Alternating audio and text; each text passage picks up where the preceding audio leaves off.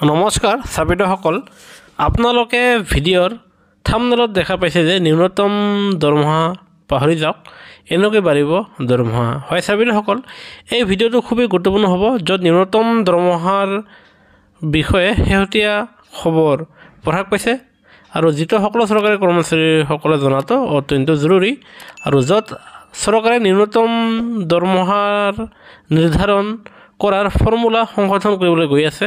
সেয়েহে ভিডিঅ'টো শেষলৈকে চাব।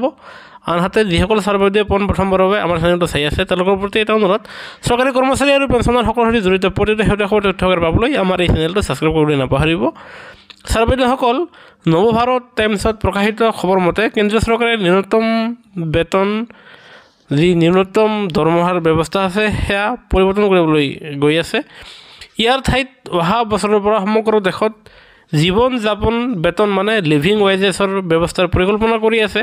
সূত্ৰৰ খবৰ অনুযায়ী চৰকাৰে এই ব্যৱস্থাৰ ৰূপৰেখা বনাবলৈ আন্তঃৰাষ্ট্ৰীয় শ্ৰমিক সংগঠনৰ পৰা টেকনিকি সহায় বিচাৰিছে আৰু এই লিভিং ৱেজত ন্যূনতম আয় তাকেই কোৱা হ'ব, য'ত যিকোনো শ্ৰমিকে বুনিয়াদী বা প্ৰাথমিক প্ৰয়োজনীয় চাহিদা পূৰণ কৰিব পাৰিব, য'ত গৃহ, স্বাস্থ্য, খাদ্য, শিক্ষা আৰু পোচাক বা ড্ৰেছ অন্তৰ্ভুক্ত হ'ব। ILO এই মাহৰ আৰম্ভণিতে ইয়াক মঞ্জুৰি প্ৰদান কৰিছিল। চৰকাৰে দাবী জনাইছে যে এই বুনিয়াদী ন্যূনতম দৰমহাতকৈ বেছি হ'ব। এজন জ্যেষ্ঠ চৰকাৰী বিষয়াই ইকনমিক টাইমছত জনাইছে যে আমি এক বছৰত ন্যূনতম দৰমহাতকৈ আগত যাব পাৰিম, মানে ন্যূনতম দৰমহা বৃদ্ধি কৰা হ'ব পাৰে।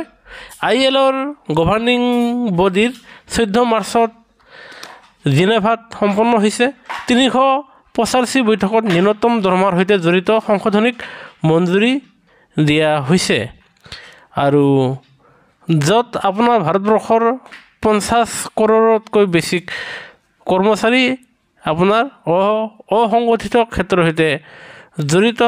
আৰু যদি চৰকাৰে আপোনাৰ 2017ৰ পৰা ন্যূনতম দৰমহাত কোনো সংশোধন কৰা নাই, আনহাতে 2019ত প্ৰেৰণ কৰা বেতন সংহিতাও এতিয়াও কাৰ্যকৰী কৰা হোৱা নাই।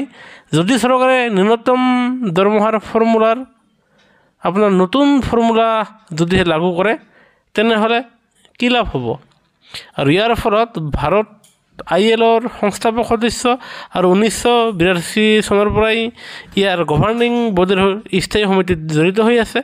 বিভাগীয় খবৰৰ ভিত্তিত আপোনাৰ ন্যূনতম দৰমহাৰ নতুন ফৰ্মুলা লাগুৰ ফলত লাখ লাখ শ্ৰমিক কৰ্মচাৰীসকল উপকৃত হ'ব আৰু যিটো ন্যূনতম দৰমহাৰ নিয়ম চৰকাৰে অচিৰেই সংশোধন কৰিবলৈ গৈ আছে।